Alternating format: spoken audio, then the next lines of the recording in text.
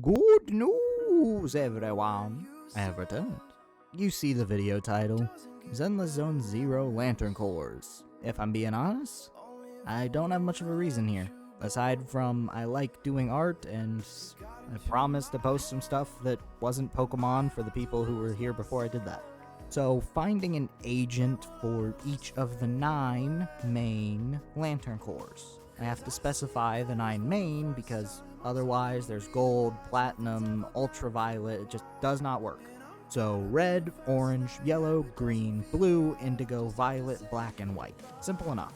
How this is going to work, I'll go over the Lantern Core first for those who are not familiar with them. Then I'll go over some options for who could fit in these cores. Then I'll go with my pick.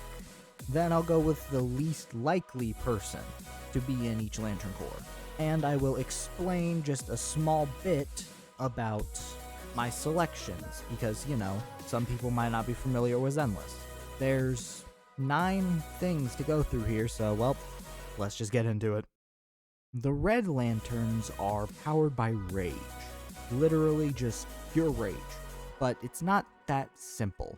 While rage is definitely part of the power, a specific kind of rage seems to be the most powerful and contributing to a red lantern. That is a thirst for revenge. The anger at someone who has wronged you, and your desire to get back at them. So I'm not going to be looking for someone who's super angry, because let's be honest, if I did, everyone has their moments. But I'm going to be looking for someone who's out for revenge. Now for the Red Lantern Oath. With blood and rage of crimson red, ripped from a corpse so freshly dead, together with our hellish hate, we'll burn you all. That is your fate. If you couldn't tell, it's one of the more villain-associated Lantern Cores, though that doesn't necessarily mean every person in it is a villain. It just means that more often than not, villains tend to be the one that display that level of rage. And of course, there's different kinds of rage and everything else, so yes, a Red Lantern can have good intentions. As for my options, there's not really a lot of agents out for revenge.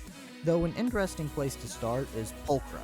She still clearly harbors bad blood for the person who betrayed her when she was young, her best friend who took all her money and ran. You only learn about this in her trusts events, but she very clearly doesn't like it. Though, Pulchra is not my choice. The choice I'm going with is a person I actually had to look up whether or not they were playable, because I didn't know. Hugo Vlad. Look, okay, I don't play the game religiously, alright? I play it as a casual, alright? My polychrome has never been over 5,000. I play it casually. I just get really lucky with the pulls. Anyway, Hugo is by far the best option here. I mean, his whole thing with Mockingbird is that he just wants to make the life of those who are rich living hell. I mean, you gotta respect the game, but there's a balance. Basically, they perform criminal acts that bring about exposing corruption and evil. Very Robin Hood-esque, but the reason Vlad does this is because he was treated like shit by a rich family growing up. And when I mean treated like shit, I mean really treated badly.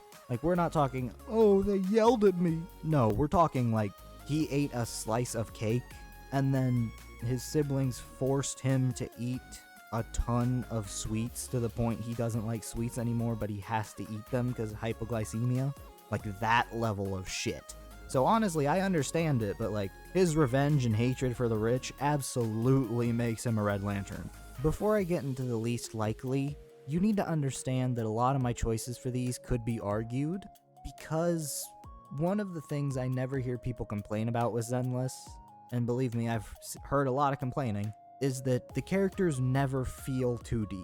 There's always a bit of depth to them, and that's because what you see in the story is not all you get. You also get trust events that help characters that maybe didn't get story focused seem a little more interesting and human.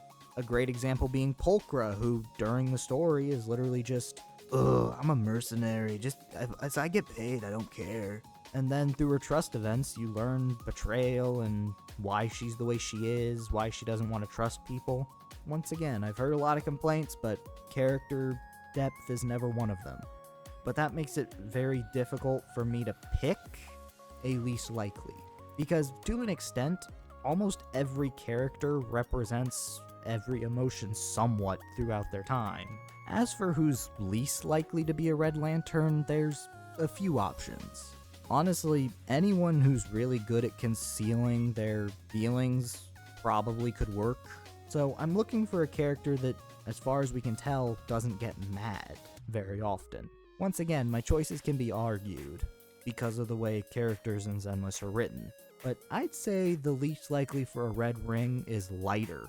The combatant from the Sons of Caledon, when his entire previous group was slaughtered, he didn't get angry. He took it upon himself and fell into depression.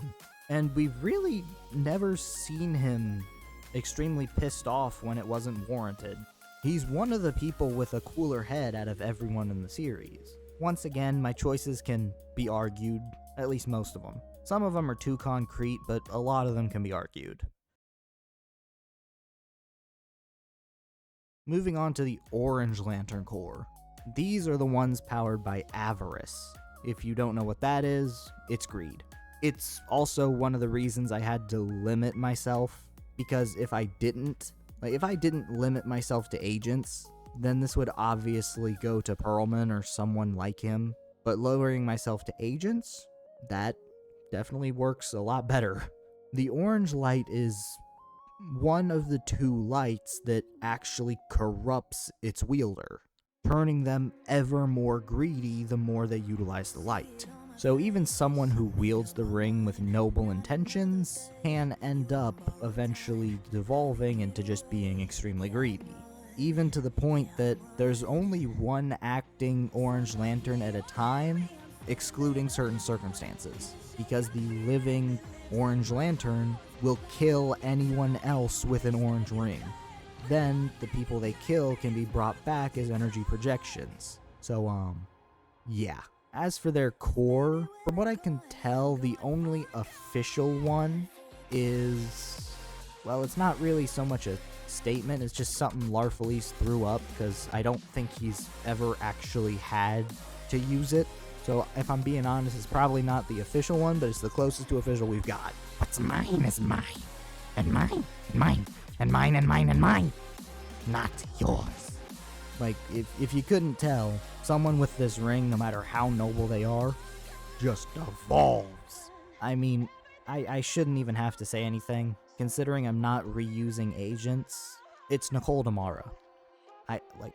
If I said anything else, it wouldn't matter. We all knew it was Nicole. She constantly seeks out money, and while she does it for a noble cause, her continuous desire for money is, well, enough to get her an orange ring. None of the other agents, to my knowledge, would fit in orange as well as Nicole. Maybe Pulchra, but even then, it's kind of eh. And while there are quite a few agents who have some form of desire or greed or want to obtain something. For instance, even Billy, because of his desire to own a lot of Starlight Knight merch, might qualify, but Nicole is just the obvious answer. And once again, I could also see Pulchra, but I do think Nicole fits better. And it actually makes her a rather tragic Orange Lantern, because she'd go from someone trying to obtain funds for a noble goal. Sure, she'd be greedy, but it's for a good reason. But she'd go from that to someone who just wants wealth. Eventually to the point that if someone tried to take it, maybe that second use for the Orange Lantern ring might be useful. As I mentioned, the orange light is one of the two lights that can completely overwrite a user. As for who I think would be least likely to get an orange ring, this one is not up to interpretation, because it's not so much someone who doesn't want greed, who doesn't embody greed, because there's plenty of them. For instance, Miyabi, Yizhuan, Ambi, all of them characters that don't necessarily seek out greed, but someone who willingly gave up some form of wealth or status. And it just so happens that Luciana Yada Yada di Montefiore fits that bill perfectly. Someone who gave up wealth and status to go to the outer ring. An orange ring would absolutely be appalled at that and would not go towards her. So, while I said a lot of my picks for least likely could be argued, this one can't. Lucy is just not viable for an orange ring because of her leaving stuff in the past. Because of her leaving her wealth and status, she is not getting an orange ring. Even though she still holds some of that entrepreneurial spirit, her leaving that behind absolutely disqualifies her. Moving on to the next Lantern Core, the Yellow Light of Fear. Now, this isn't so much feeling fear, but it's the ability to cause it. As for the Yellow Lantern Core, their oath is directly tied to Sinestro, who made the core, but if I'm being honest, I don't think that's a good idea, but it's his decision. He's an egotistical man, so oh well. In blackest day and brightest night, beware your fears made into light. Let those who try to stop what's right burn like his power, Sinestro's might. There are quite a few options that are just intimidating, and honestly, that's enough. For instance, Superman was able to wield a yellow ring because people can be scared of his power. So someone like Yizhuan or Miyabi are very likely. Ben Bigger? Also, he's intimidating enough. But I don't really want to have just someone intimidating or someone with a lot of power because I don't feel that's a fair representation. Bernice is definitely an option. Considering what happened when she met Pulchra, yeah, I think anyone would be scared in that situation. But once again, I don't like that fully, because she's just insane. So, I need a character who, their whole thing is that they inspire fear. So I need a character whose job is causing fear. And that leaves me with two options. Evelyn Chandelier and Jane Doe. Those are my options, because both of them have jobs that, well, involve being scary and striking fear. Jane being an undercover officer and, well, Evelyn being a bodyguard. They fully embrace that they do need to be terrifying to do their job. It's not someone like Miyabi or Yizhuan where they're so strong it is terrifying. It's someone who fully embraces it because that's integral to their job. Jane has to be intimidating. She has to make you uneasy to interrogate you. Of course, she does have other methods, but she also uses the other one too, so maybe. Evelyn, she's also got to embrace causing fear to do her job. If a bodyguard doesn't look intimidating, they might as well not be there, because it's just going to make the job harder. Both have to give off an aura of, yeah, you probably shouldn't mess with them. They are designed to cause unease because of their careers. Also, it's worth noting, if I had more information on Seed Jr., she might actually be here, because looking at the voice lines or dialogue said about her on the official site, apparently she's not very nice. So Seed Jr. also might be an option, but I don't know enough to really say that yet, because at the time I'm recording this, she's not out. So, as for my choice, I'm gonna go ahead and pick Jane. Once again, you can make an argument for Evelyn, or Miyabi, Yizhuan, Ben. A lot of them you can make an argument for because they are scary in some way, shape, or form.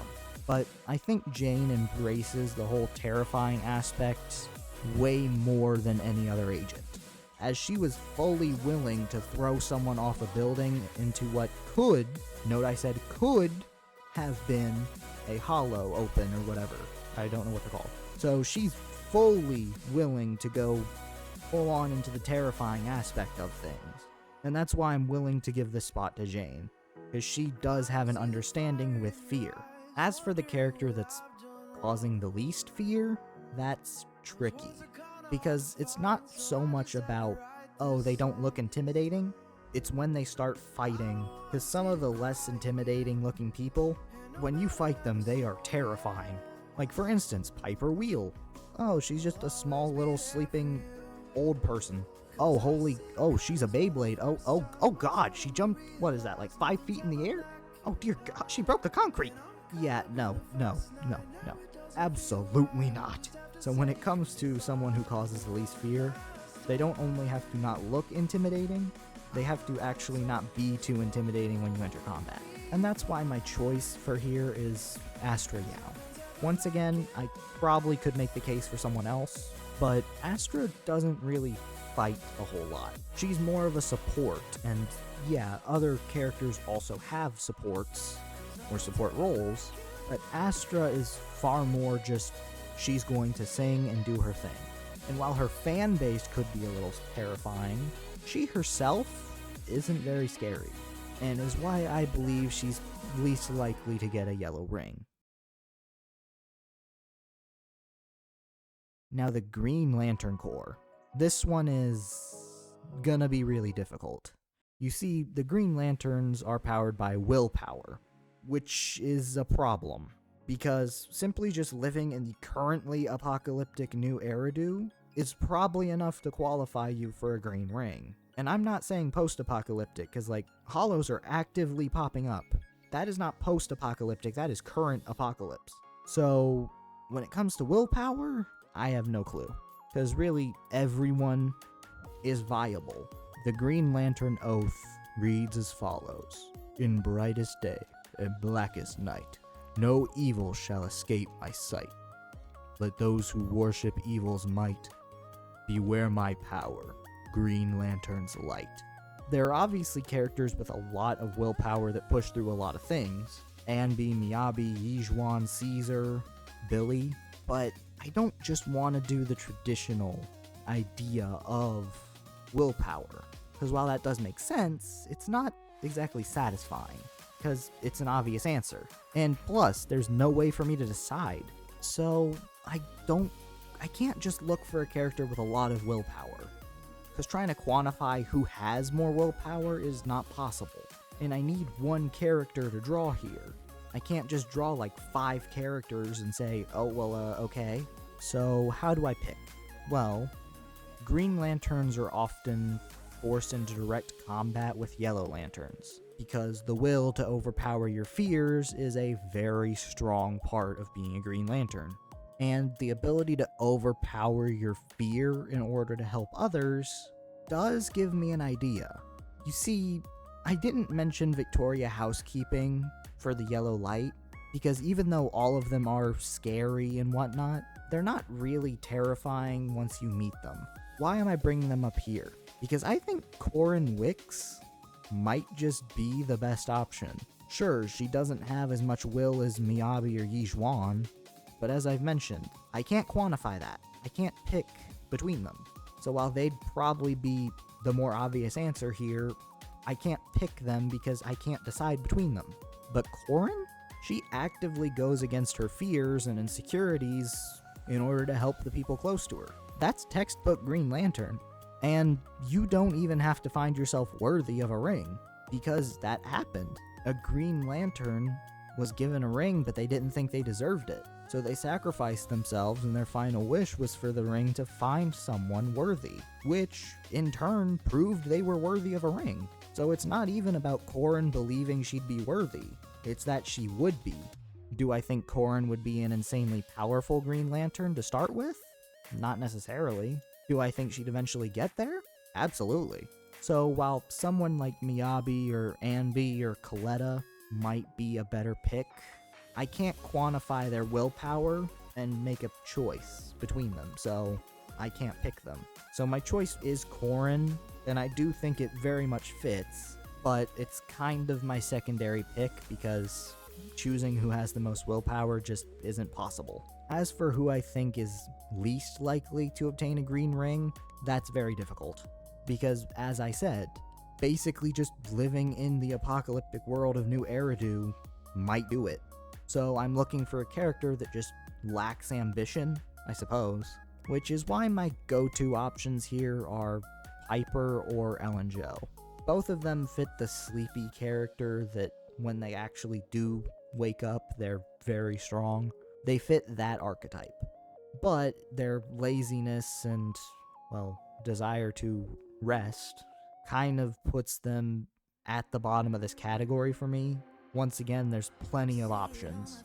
You could argue Astra, you could argue Grace, you could argue Alice, you could argue a lot of characters, but I think Piper and Ellen are my choices just because of their more lax, laid-back, lazy personality.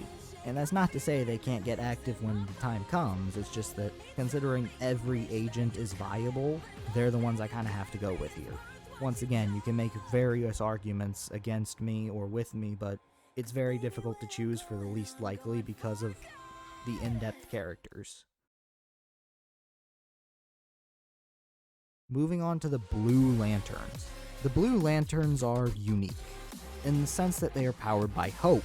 However, while the Yellow Lanterns are the antithesis to the Green Lanterns, the Blue Light of Hope is a parallel to the green light, and a blue ring can only function when a green ring is nearby, because hope without the will to enact is inert. So this isn't so much about who has the most hope, but it's who inspires the most hope. To become a Blue Lantern, you have to inspire hope. Hence, why the Flash was able to become a Blue Lantern in the Blackest Night story event, because he even inspires his villains.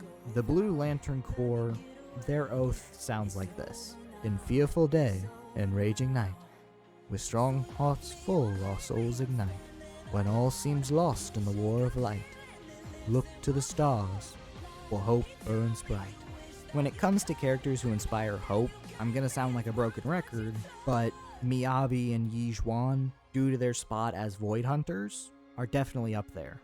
In fact, all of Section 6 is up there, as well as all of NEP's, not all of NEP's, but all of NEP's faction, as well as Yukui Summit. Really, all three of them are options, and anyone from those factions is viable. But while the best out of the choices I've mentioned so far is Hoshimi Miyabi due to her obvious following, she's not my pick, because there is someone who has a much larger following and has a career that works really well alongside the blue light. My choice for wielding the blue light of hope is Astra Yao. Remember when I said that look to the stars for hope burns bright? That's right, we're looking at, Stars of Lyra, Astra Yao. Astra's position as a musician, a top musician in New Eridu, is definitely one of the factors here, since she inspires a large portion of New Eridu with her music, giving them hope, giving them something that they can be happy with. Even when all seems bleak, her music is there. Music is something that has united humanity for quite a while, so it should come as no surprise that a musician is pretty fitting for the Light of Hope. And if you don't think Astra is the most fitting for a Blue Ring of Hope, that's on you. The reason I picked her over Miyabi is because she reaches far more people. If you want to pick Miyabi or Zhu Yuan, then go ahead. But I do think Astra is the best option. As for who I think is least likely to get a blue ring, well, obviously it's someone from the less than liked factions, starting with the Cunning Hares. I actually think Nekomata is a pretty good one here. Nekomata doesn't really inspire the Cunning Hares, and she doesn't really inspire much of anyone, really. It's not really a dig at her, it's just not what she does. She doesn't need to be a leader, and she doesn't need to inspire others. She also isn't exactly the most liked by the public. So, once again, a lot of these sort of least likely slots can be argued. Moving on to the Indigo Tribe. I said Indigo Tribe because that is actually how they are described. They are not the Indigo Lantern Corps, they are the tribe.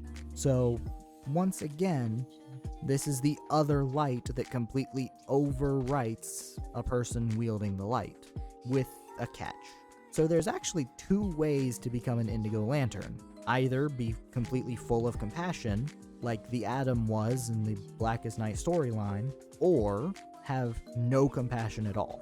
If you have no compassion, the Lantern Corps will indoctrinate you and rehabilitate you, using the indigo light to force compassion into you and rewrite who you are. Now for the Indigo Lantern Corps.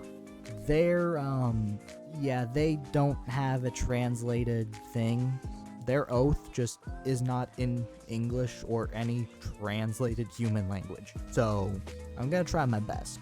Por Lorexam, por Nakamor, Natromor, Van Tornik Wotor, Ter Lantern Ker Lo Avansur, Van Lek Lek Nook, for Moro Sir. Probably didn't say that right, but I did my best.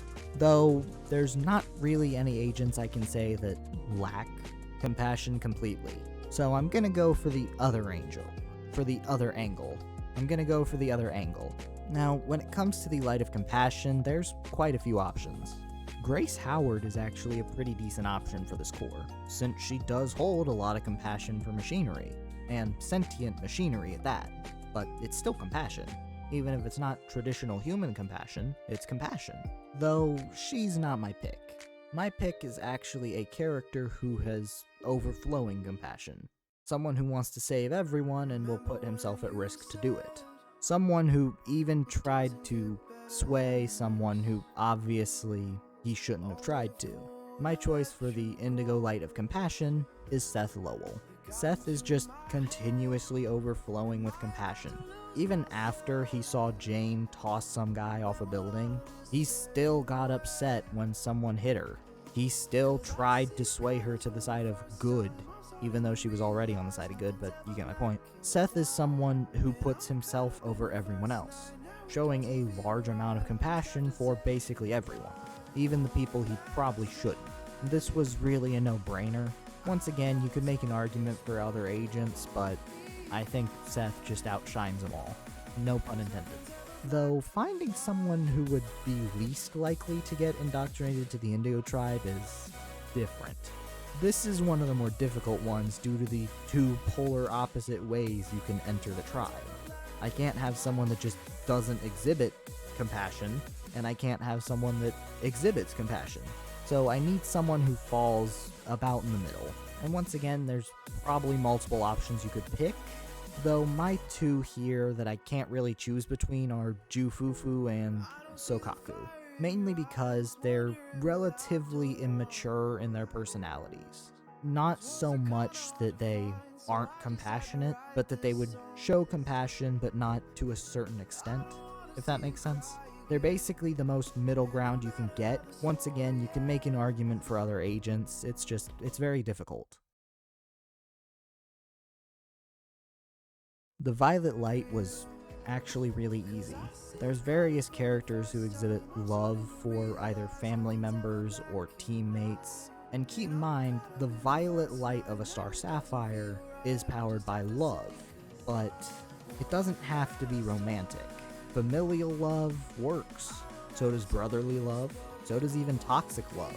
So does even stalkerish style love. Any kind of love works. As for their lantern oath, for hearts long lost and full of fright, for those alone in blackest night, accept our ring and join our fight. Love conquers all with violet light. When it comes to the Violet Light, it's love, which is kind of difficult to place. There's a lot of agents that love someone, be it familial, brotherly, even not even human love. For instance, Grace is very plausible as a Star Sapphire because of how much she appreciates her creations. Though there is one agent who has gone fully beyond what any other agent has done in the story to this point. My choice for the Violet Light is Vivian Banshee. Vivian just, let's be honest. She was literally following around the proxy, going to the places they were, trying to meet them. And then when the proxy was actually in danger, Vivian just straight up said screw it, and actively almost became an ethereal just to give the proxy a chance to live. That is, at the very least, a qualifier for her to be a Star Sapphire. Because it's the kind of love a fan has for someone they idolize, but it is still a viable form of love. And considering Vivian literally gave herself up in an attempt to save the one she idolizes, that is definitely a violet light.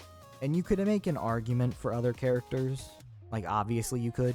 Andy is a very strong contender because, like, obviously she slit her own throat for Haran to live. But I do say Vivian is the best option because she fully would have went ethereal and probably died. We're still not sure how that factors in, but my point still stands. That is a level of devotion that we have not seen from anyone else. You could also make an argument for Caesar here since she was willing to just drive straight into flames and potentially not even come out, all to keep the place she calls home functioning, safe, and living. But even still, while you could make arguments, I'm saying Vivian. As for who I think has the least likely chance of getting a Violet Lantern ring, I'm gonna go ahead and say Pulchra. And it's not really even her fault. I'd say it's Pulchra just because she's been betrayed and refuses to let herself get betrayed again. While she is getting more used to the Sons of Kaladin, I don't think she's to the point yet where any sort of Violet ring would find her. Once again, you could probably debate this. Like, for instance, Soldier 11 could be an option because of her constant memory wiping, but, like, Pulchra is by far, in my opinion, the least likely because she's doing it all by choice to not get betrayed again. Now on to the Black Lantern Corps. What do you get in the absence of light, when there's no emotion left? Well, you get death. The black light of death is by far one of the odder Lantern Corps. Well, I think I'll just read the oath and it might explain a few things. The blackest night falls from the skies. The darkness grows as all light dies. We crave your hearts and your demise. By my black hand, the dead shall rise. Basically, if you have died, a Black Lantern ring can seek you out and make you a Black Lantern. There are obviously ways around this, but for the most part, you die, you're viable. There is one other method, but the only one to ever use it was Black Hand in the Blackest Night storyline because of how weird it is. Basically become the image of death itself. But there's no one who really does that as an agent, so can't do that. Obviously, while I can't pick her because I made her the Violet option, Vivian is a decent option here. We don't know how far along in the ethereal process she was before the proxy saved her, but depending on how far along she was, that could potentially qualify her. Because it's not just being dead, it's if you've died and then been revived. Like, for instance, DC example, the Lazarus Pit.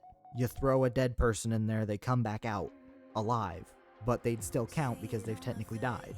Another option that kind of depends on how you view death, Soldier 11. Haran is constantly getting forced amnesia, making her forget things. Could that be considered identity death? Her entire being getting reset? If she were to be given a black ring, would it be multiple personalities with her living one being in control, but the dead ones, the relics of the past, coming to the surface and trying to take over? It's a really interesting idea to think about, but I feel like if you understand anything about Zenless, you know my option. Obviously, the black ring is going to Anby tomorrow. Anby quite literally slit her throat and killed herself so that Haran could live. She's the only example of just outright death we have for an agent. And ironically enough, due to Andy constantly watching movies and trying to imagine herself in those situations, she'd be an incredibly powerful lantern. Because, since most lanterns make constructs with their minds, the more imagination you have, the more creative and intricate you can get. For instance, Hal Jordan makes slides, swords, beams, bubbles, but Guy Gardner, an artist, can make far more intricate things because he's far more imaginative. And Anby would be in the same boat, turning entire battlefields into recreations of movies. Though, that would kind of be limited as a Black Lantern, because she wouldn't be imagining much. Though, do I think she'd remain a Black Lantern? No. Not actually. Remember when I said there were ways to avoid being a Black Lantern? Well, one of those ways, as displayed by Wonder Woman in the Blackest Night event, is if another ring that resonates with you finds your way to you, if you exhibit that emotion strong enough, it will overpower your Black Lantern ring. In Wonder Woman's case, it was a Star Sapphire ring, but in Ambi's case, it would probably be a green ring of will. So do I think she'd stay a Black Lantern? Absolutely not. Do I think she'd be an incredibly powerful and terrifying one while she is one? Oh, absolutely. Now moving on to the final Lantern Core. What happens when every light is present? Well, you get the white light of life. Much like the black light, the white light is interesting. You either have to embody freedom, which embodies life, basically the ability or desire to do whatever whenever, or you have to understand life at some fundamental level, being an emissary of it. Then the final method is to have every color on the emotional spectrum, the White Lantern Oath. In brightest day, there will be light, to cleanse the soul and set wrongs right. When darkness falls, look to the skies. A new dawn comes. Let there be light. Now, it is worth saying that the White Lanterns, I don't think, have an official oath. It's just up to whoever has the ring. Because if I remember correctly, in some iterations, the oath is literally just shouting life or live or something like that. It's just one word, but I mean, I used the one that sounds like an actual oath. And remember when I said it was difficult to pick a least likely because of how Zenless writes their characters? That also makes it incredibly difficult for me to pick a White Lantern, because a lot of the characters don't meet certain criteria. For instance, Lucy and Jufufu, they lack fear. They lack that fear factor. Sure, it might kick in later when they fight you, but at first glance, you're not going to be scared of them. They also don't really understand fear much. Miyabi, Yizhuan, Lighter, Andy, all of them lack greed to an extent. Andy also lacking the red light, also the blue light, because everyone who idolized her either doesn't remember her or, well, let's just say there's a reason that NPCs weren't allowed in the Black Lantern light. Yeah. Though, thankfully, Zenless Zone Zero has morally gray MCs, Bell and Wise. Not only do their ether control weird abilities that we don't know much about seem to have some connection to life and death, considering they can reverse the process of becoming an ethereal, but they also do hit every light spectrum. They understand fear, they know what it feels like, they can get angry when the situation calls for it, they do possess enough greed for me to actively say that would work. They do hold will within them, especially considering their backstory that we know something about. They do inspire hope to some extent via the agents. They do display compassion, especially in trust events. And they do hold love, specifically familial love, for each other, as well as their Bangor and Fairy. So Wise and Bell are actually pretty good options for a White Lantern, if they were agents. You see, I limited myself to just agents because if I didn't, there'd be a lot of NPCs that are just one-dimensional. But in doing so, I unintentionally eliminated Bell and Wise, since at the time I'm making this script, they aren't playable. Thankfully, there's another option. Caesar King is my pick for a White Lantern. If I can't have Bell and Wise, she's a very good option. While Caesar doesn't represent life like Bell and Wise potentially do, she represents the freedom aspect.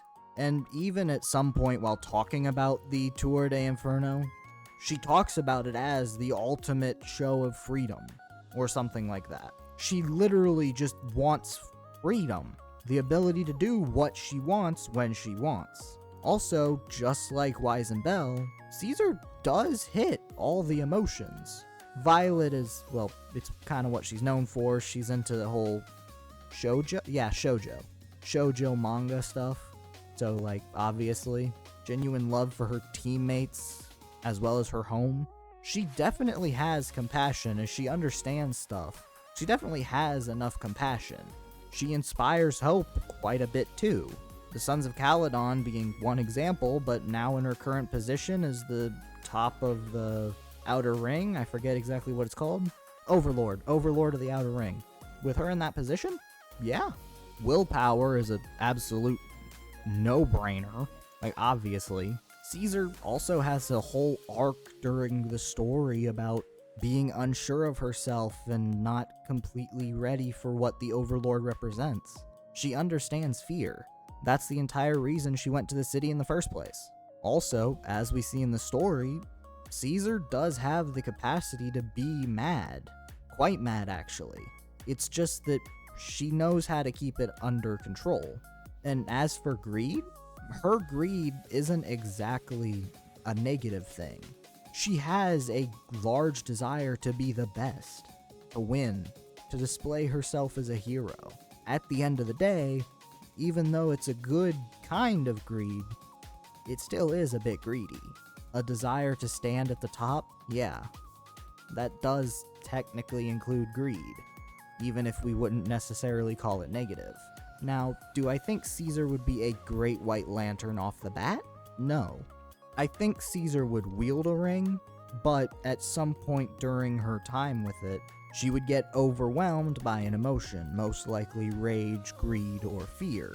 Then she'd go on a rampage, and when she comes back down to, herself, she'd take the ring off, not trusting herself with it, eventually picking it back up when it's actually needed, using it to save the day, rather than to destroy, as that's what life is. Accepting the negatives, but embracing the positives. I mean, she's already went on a protagonist journey before. This would just be an additional one. So do I think Caesar would start out as the best user? Not really. Do I think she'd eventually be a great user? Absolutely. That's why my choice for the white light of life is Caesar King.